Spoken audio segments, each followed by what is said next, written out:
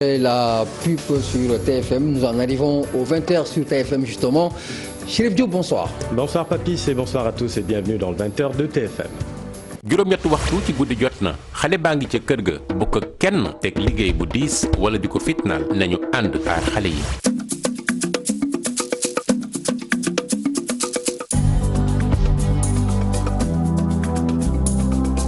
Dans l'actualité de ce mardi, bonne nouvelle pour les épileptiques.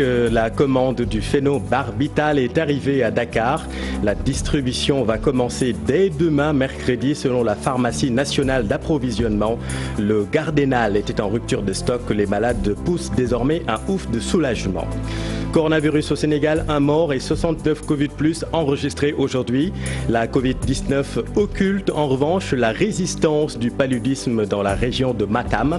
La zone est toujours dans le rouge. Les spécialistes craignent une résurgence du palu si l'on y prend garde. Tel un arbre solitaire dans un champ vide, Moustapha Cissé Lo est de plus en plus esselé. Exclu de son parti, il est écarté du groupe parlementaire Benno Bokk Yakaar. Les formations politiques, justement, sont-elles encore des écoles de la citoyenneté? Reportage à suivre.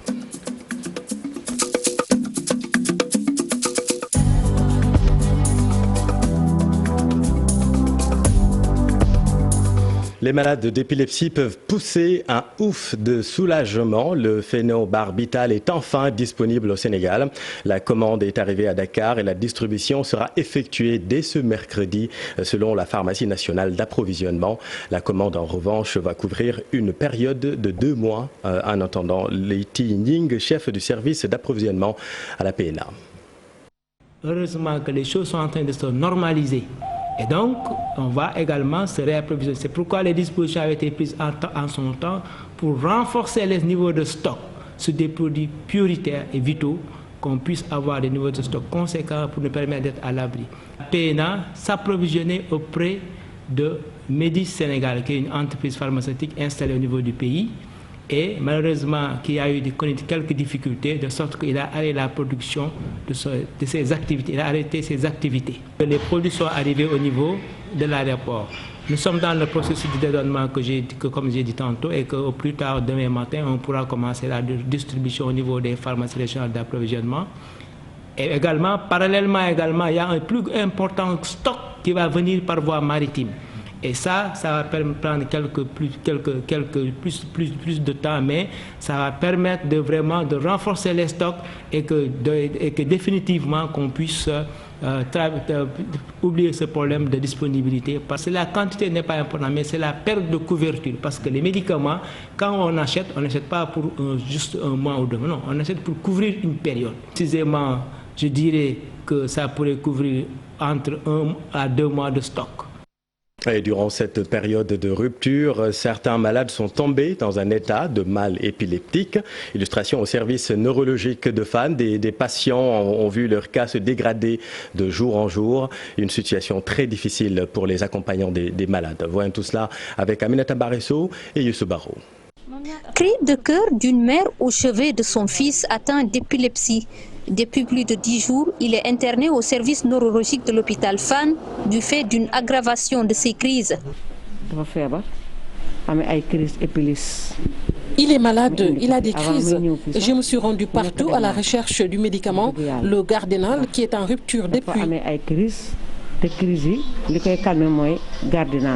Depuis 3-4 mois, il a été signalé une rupture de la disponibilité du phénobarbital dans les pharmacies publiques et privées. Je ne sais même pas s'il va tenir cette fois-ci. C'est compliqué. Les crises l'ont beaucoup affecté. Quand il y a rupture de la prise du médicament chez des patients qui étaient équilibrés avec ces médicaments, les crises reviennent. Et la reprise de ces crises est tellement fréquente que cela peut mener à des situations gravissimes en termes de ce qu'on appelle dans notre langage à nous état de mal épileptique, c'est-à-dire des crises récurrentes qui peuvent même amener à la mort. À l'exemple de ce malade, beaucoup de patients épileptiques souffrent de la rupture constatée du phénobarbital. Oui, c'est une rupture qui est générale. Malheureusement pour les patients et malheureusement pour les médecins et pour les pharmaciens, le constat est amer. Certaines pharmacies comme la nôtre ou certaines autres pharmacies avaient peut-être du stock et la rupture était bien plus prononcée que le jour où on a vu que cette rupture était là. Bon, malheureusement, on va parler depuis, on va dire depuis déjà 2-3 semaines, on n'arrive pas à fournir ce médicament-là aux malades. Un médicament accessible et efficace contre les crises et la douleur des épileptiques, en majorité des enfants. La plupart des épileptiques, je rappelle que par exemple, nous avons à peu près 250 000 à 300 000 épileptiques. Et la plupart de ces patients, justement, prennent ce médicament. Ils le prennent parce que c'est un médicament qui est très efficace. Ils le prennent également parce que c'est un médicament qui est accessible aux bourses faibles. Au Sénégal, entre 250 000 et 300 000 personnes souffrent d'épilepsie avec la rupture du phénobarbital, autrement appelé gardinal, un mal de plus à la douleur des parents et de leurs malades. Merci Aminata. Le phénobarbital, le nom est un peu barbare, mais il est ô combien important pour les malades d'épilepsie. Rappelons-le, le médicament sera disponible dès demain selon la pharmacie nationale d'approvisionnement. Retenez à propos de la Covid-19, un mort et 69 Covid+ sont enregistrés aujourd'hui et 34 personnes développent une forme grave de la maladie. Alors que la Covid-19 attire toutes les attentions, le paludisme développe des résistances dans la région de Matam. Malgré les acquis, Canel et le Ferlo restent dans la zone rouge. Pour une implication communautaire, les acteurs de la région combinent leurs forces pour éradiquer le paludisme et barrer la route au coronavirus en même temps. Ali Bandeniaouk. Elle était jusque-là la maladie la plus mortelle pendant toutes ces dernières années, plus grave même que la Covid-19, qui n'a encore emporté aucune vie humaine. Malgré les efforts consentis vers même son élimination, le paludisme résiste encore dans la zone du Ferlo et du département de Canel. En ce début d'hivernage, avec les premières pluies qui sont tombées, une grande offensive s'impose pour consolider les acquis. Et dans certaines situations pandémiques, on a remarqué au niveau, par exemple, de la Guinée et de la Sierra Leone, que les gens refusaient d'aller dans les structures de santé. Donc nous, on a des moyens pour faire en sorte que les gens ne tombent pas malades. C'est l'utilisation des moustiquaires imprégnés d'insecticides, mais c'est également cette aspersion intradomiciliaire qu'on va organiser. Donc il nous faut une forte adhésion de la population et pour cela, il faut beaucoup communiquer, d'autant plus dans le Ferlo, où nous avons une population très dispersée et qui sont parfois pas en mesure parfois de comprendre certains messages. Donc il est important qu'on s'appuie sur nos relais et nos communicateurs traditionnels pour faire passer certains messages, mais également les médias pour permettre de faire passer le message. Manifestant presque les mêmes symptômes que le paludisme, cette campagne vise surtout à renforcer l'implication communautaire dans la lutte contre la Covid-19. Mais on est obligé de surfer sur les vagues de la Covid. Parce qu'au moment de l'apparition de la Covid, nous étions un peu emportés dans cette bataille. Mais il est important parce que le ministre de la Santé lui-même, Abdoulaye Diouf Sarr, nous a instruit de tout faire pour que la lutte contre le paludisme, la lutte contre la tuberculose, les autres maladies puissent continuer les efforts nécessaires en prenant les dispositions nécessaires de se protéger contre la Covid. On ne doit pas dérouler la campagne AID en transmettant la Covid-19. Pour ce faire, les autorités médicales et locales, les élus, les organisations communautaires de base, tous se donnent la main pour combattre l'ennemi, vaincre à jamais le paludisme et barrer la route au coronavirus. Merci Ali. Poussée de colère dans le secteur de la santé, le cadre unitaire des syndicats de la santé pour la justice sociale fustige le mode de recrutement du personnel de la santé. Ils seront en grève les 4 et 5 août prochains. D'ici là, ils incitent leurs camarades biologistes à ne plus effectuer de prélèvements virologiques liés à la Covid-19. Fatbintou Conté et Tierno Laurent Mendy. À partir de demain mercredi, le cadre unitaire des syndicats de la santé a décidé tout bonnement d'arrêter tout prélèvement lié à la Covid-19. Et le mois d'août, leur plan d'action pour Chersec et compagnie sera beaucoup plus corsé. Et à partir de demain, nous avons demandé à tous nos collègues biologistes d'arrêter les prélèvements jusqu'à nouvel ordre. Ça, c'est la Covid. En ce qui concerne le Covid, mais ils vont faire l'autre travail dans le cadre du laboratoire. La deuxième mesure est que nous allons organiser une grève générale les 4 et les 5 août. Le 4, nous allons organiser aussi une marche nationale qui va...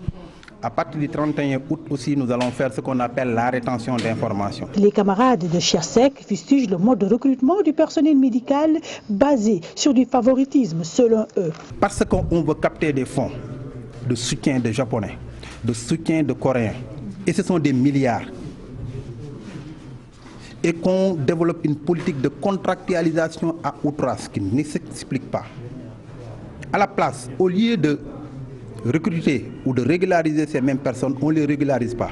On continue à les contractualiser. Le barème de 1979 sur les heures supplémentaires qui continuent d'être payées, une véritable injustice. Le cadre unitaire des syndicats de la santé et pour la justice sociale s'offusque. Les heures supplémentaires, le décret qui les régit a été signé en 2019. 2019, c'était Léopold Sédar Senghor qui était président de la République. 79. C'est bien ce que je dis, c'est 79. C'est signé par le président Senghor et contre-signé par le Premier ministre Abdou Diouf. C'est en ce moment qu'on avait fixé le barème à 460 francs. Qu'est-ce que 460 francs peut faire pour une personne qui passe toute une nuit avec les risques que cette personne-là est en train de prendre? Autant de problèmes dans le secteur de la santé que le cadre unitaire des syndicats de la santé pour la justice sociale compte décrier jusqu'à leur dernière énergie. Eux sont vent debout contre l'interdiction d'occuper les places debout. Les travailleurs du réseau AFTU veulent désormais commercialiser les places assises et debout dans les bus. Selon eux, cette décision les aiderait à renflouer les caisses après le ralentissement de leur activité. Nous sollicitons aussi auprès du ministre que nous voulons satisfaire la demande de la population. Et que pour satisfaire la demande de la population, avec les places assises que nous avons, c'est impossible. Ce n'est pas seulement les opérateurs de l'AFTU qui demandent ça, c'est la population.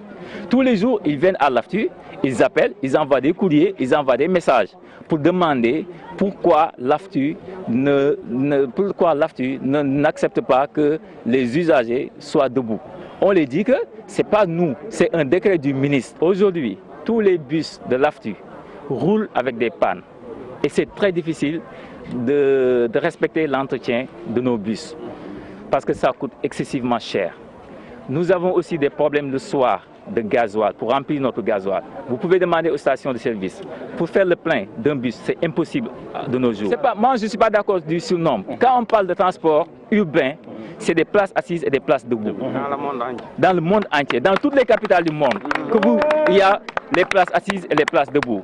Une fois que le chauffeur arrive à fermer ses portes, il n'y a plus de danger. Et puis les choses tournent mal entre parents d'élèves et l'administration de l'école Kaby School de Mbao. Face au refus des parents de payer 2 mois de scolarité, l'établissement est passé au renvoi des élèves débiteurs. Les parents d'élèves sont allés crier leur colère devant le parvis de l'école. Ousseynou Cham et Ahmadou Bambasamb. Leurs enfants renvoyés pour non-paiement de 2 mensualités, les parents d'élèves de l'école privée Kaby School de Mbao sont dans tous leurs états. Face à la presse, ils déplorent et évoquent la décision de l'État concernant l'arrêt des cours. Avec cette reprise annoncée, Kaby School, où nous avons inscrit nos enfants, où on a toujours mis des enfants régulièrement, chaque année, s'est mis à renvoyer les enfants, même en classe d'examen, sous prétexte qu'il y a eu des arriérés. Effectivement, il y a eu des arriérés. Il y a des mensualités qui n'ont pas été payées. Mais Kaby School, tout autant que tout le monde est impacté par la pandémie, c'est l'État qui a décrété l'arrêt des cours. On est d'accord que c'est un programme, on est d'accord que c'est un contrat, mais ce programme est tronqué par l'arrêt des cours.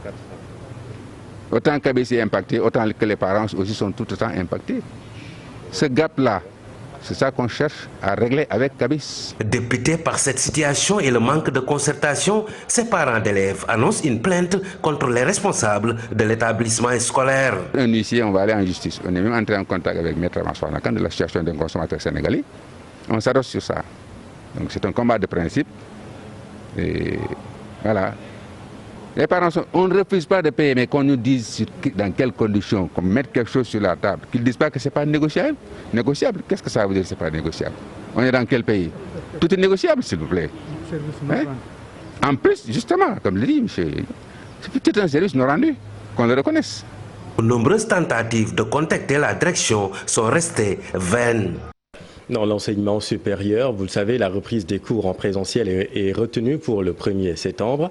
Les pensionnaires de Sannar ne sont pas tout à fait rassurés. Ils exigent des garanties sanitaires avant de reprendre les cours. Ousseynou Diop et Ahmadou Bamba Saint-Louis. La reprise des cours présentiels dans les universités est prévue le 1er septembre prochain.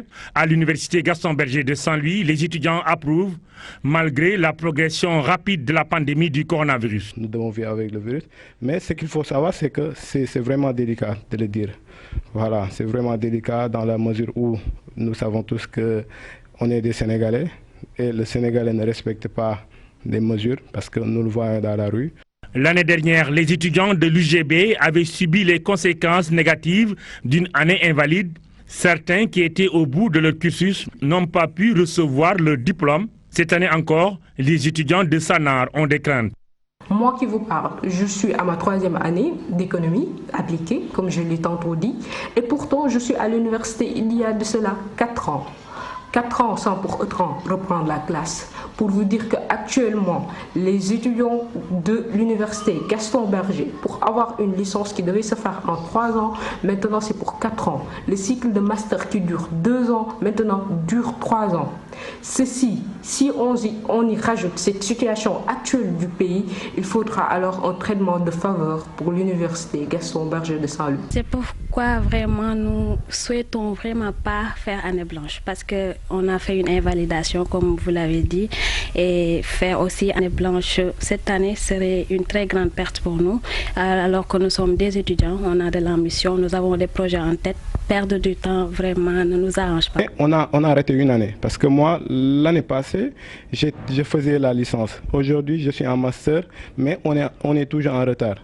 Pour terminer l'année universitaire sans de nouvelles perturbations avec la Covid-19, les étudiants de l'université de Saint-Louis réclament des garanties sanitaires. Maintenant, cette envie de regagner les amphis n'exclut pas tout de même la crainte ou bien l'inquiétude parce que la maladie est toujours là, le virus est toujours là et je pense que le milieu universitaire est un milieu qui peut vraiment accentuer sa propagation vu les conditions dans lesquelles nous vivons. Aujourd'hui, un réaménagement du calendrier académique s'impose. Les universités ont été fermées depuis le mois de mars. 4 mois après, la reprise risque d'être difficile pour des milliers d'étudiants en cette période de pandémie de la Covid-19. Merci Ousseynou. En vue de la réouverture de l'espace aérien du Sénégal le 15 juillet prochain, les discussions sont entamées entre le Sénégal et l'Union européenne. Vous le savez, les Sénégalais ne font pas partie pour le moment des voyageurs autorisés à refouler le sol européen. La liste de l'UE sera actualisée dans une semaine, Mambiram Diouf. Les pertes estimées avoisineraient 40% du chiffre d'affaires de la compagnie Air Sénégal. Face à cet impact réel sur le plan économique et social, il urge de trouver une solution appropriée basée sur des termes profitables aux deux parties, le Sénégal et l'Union européenne. L'UE, dans une démarche mettant sur la liste rouge des pays dont la situation de la pandémie de Covid-19 n'est pas favorable à l'ouverture de son espace aérien. Eh bien, toute autre décision de ses partenaires allant dans ce sens entraînerait l'application par l'État du Sénégal du principe de la réciprocité. Une position ferme du ministre du Tourisme et des Transports aériens, Alioune Sarr, dont les services mesurent l'ampleur des dégâts que causerait l'interdiction de vol dans l'espace européen. Des pertes aussi de la SECNAN en termes de ressources, des PME, des compagnies de l'Union européenne, d'Air France, Bruxelles Airlines, entre autres. D'où, encore une fois, cette solution à trouver dans le respect strict des protocoles sanitaires édictés par l'Organisation mondiale de la santé, conformément aux engagements internationaux. Et justement, nous venons de l'apprendre, la rencontre avec la délégation européenne a eu lieu au ministère des Sénégalais de l'extérieur et des Affaires étrangères et des Sénégalais de l'extérieur. Le Sénégal a tenu à rappeler la question de la réciprocité, principe de tous les accords entre les deux parties, en attendant de trouver une solution. Le ministre de la Santé et de l'Action sociale et le ministère du Tourisme et des Transports aériens du Sénégal vont transmettre à l'UE les dernières mesures sanitaires prises pour alimenter les documentations. Un autre rendez-vous est prévu vendredi entre Amadouba et Irène Mengasson. Dans l'actualité politique, Moustapha Cissé Lo est de plus en plus esselé. Après l'APR, c'est au tour du groupe parlementaire Benno Bokk Yakaar d'exclure du groupe le député Moustapha Cissé Lo. Selon Aymérou Gningue, le chef de la coalition, le président Macky Sall adhère totalement et s'approprie, selon Aymérou Gningue, sans réserve le communiqué d'exclusion de Cissé Lo rendu public le 6 juillet 2020 par le bureau de l'Assemblée nationale. Rappelons que Cissé Lo est aussi exclu de l'APR, comme je viens de vous le dire. À la lumière justement de cette affaire, intéressons-nous au fonctionnement des formations politiques de nos jours. Les partis politiques sont-ils encore des écoles de formation idéologique et de la citoyenneté? Élément de réponse avec Mohamed Somb et Martieg. La notion d'idéologie est presque en perte de vitesse dans les formations politiques. Les valeurs qui réunissaient des citoyens au sein d'un même parti ont cédé à la haine, à la calomnie et plus souvent à la division. Avant, les partis naissaient et s'appuyaient sur des idéologies. Les militants respectaient l'idéologie et appelaient les gens à adhérer à cette idéologie. Et qu'en cas de prise de pouvoir, ils appliquaient, disons, ces idées. Ils peuvent être le socialisme, le libéralisme ou bien le communisme, etc. Mais actuellement, tout ça n'existe plus. Pour le directeur de l'école du parti de l'Alliance pour la République, les partis politiques manquent de formation. Mais la formation même du militant même est un passage obligé, même pour la formation même républicaine et citoyenne. Vous avez vu quand même que une bonne formation politique aujourd'hui aurait en tout cas créé un déclic et titiller quand même les réflexes citoyens républicains. Il y a d'abord l'action patriotique, il y a également l'action citoyenne. Ce n'est pas uniquement le problème de la propagande de vendre son parti. Perpétuer la tradition des formations politiques classiques s'avère urgent si l'on sait que la majeure partie des associations politiques d'aujourd'hui ont perdu leur vocation de former des citoyens modèles. Donc il faut qu'on retourne à l'éducation citoyenne, l'éducation des militants. Quand ils viennent dans un parti, ils ont quelque chose à apprendre. Ils ne peuvent pas venir comme ça, comme des élections libres. On ne leur apprend rien du tout. Et comme ça, bon, chacun marche ou agit selon, disons, sa propre conscience ou ce qu'il croit. La formation, le militant, mais ce n'est pas dans les réseaux sociaux. C'est les fondamentaux. L'on est talibé, mon extérieur, comme on dit. Mais ce n'est pas uniquement les réseaux sociaux, des insultes à tout va. Donc il y a des bases quand même qui font du militant un puriste. À l'absence d'idéologie et de conviction s'ajoute une décadence de valeurs qui s'est répandue dans les formations politiques. Le plus souvent, les intérêts personnels prennent le dessus sur les normes. Merci Mohamed. Et Moustapha Cissé Lo exclu de l'APR et du groupe parlementaire Benno Bokk Yakaar, mais il est encore député et il ne peut être déchu de son poste de député. C'est la conviction du professeur Ngouda Mboup qui invoque l'article 60 de la Constitution. S'agissant de l'exclusion de Cissé Lo au sein du groupe parlementaire Benno Bokk Yakaar, le constitutionnaliste estime que c'est normal, mais regrette que le droit de la décence n'ait pas été respecté. Ngouda Mboup est interrogé par Ibrahima Kane. L'article 60 de la Constitution est très clair. Tout député qui démissionne de son parti en cours de législature perd automatiquement son mandat. Il est déchu. À ma connaissance, Moustapha Cissé Lo n'a pas démissionné. Il a démissionné donc des fonctions des instances du parti, mais il dit qu'il reste simple militant. Et à cet effet, donc voilà, il conserve légalement son mandat de député. Toute déchéance deviendrait arbitraire et donc contraire à la Constitution. Maintenant, au niveau maintenant du groupe parlementaire Benno Bokk Yakaar, les groupes parlementaires se forment par affinité. Et tout groupe parlementaire a un bureau. Si le bureau pense que donc l'affinité n'existe plus, n'est-ce pas, par rapport à un député, par rapport à sa conduite, etc., ils ont la latitude de prendre une décision d'exclusion. Et même là, il faudrait quand même donc respecter les droits de la défense, c'est-à-dire tout simplement lui permettre à même tout simplement de se défendre devant le bureau donc, du groupe. Parlons des JOJ, une sécurité de standard mondial, c'est le souhait du comité d'organisation pour les Jeux Olympiques de la jeunesse qui seront organisés au Sénégal en 2022. Un partenariat a été signé entre le comité et le ministère de l'Intérieur pour parer à toute éventualité liée à la sécurité. Voyons tout cela avec Pape Faraning et Amadou Ba. Dans un contexte de menace terroriste, les autorités sénégalaises sont prêtes à relever le défi sécuritaire pendant les Jeux Olympiques de la jeunesse prévus en 2022. Plusieurs enjeux de sécurité sont liés à la préparation des Jeux, dont l'analyse et l'identification des menaces. Je pense que vous êtes beaucoup plus outillés que nous pour en parler, Monsieur le Ministre. Terrorisme, accident, rupture des ressources technologiques.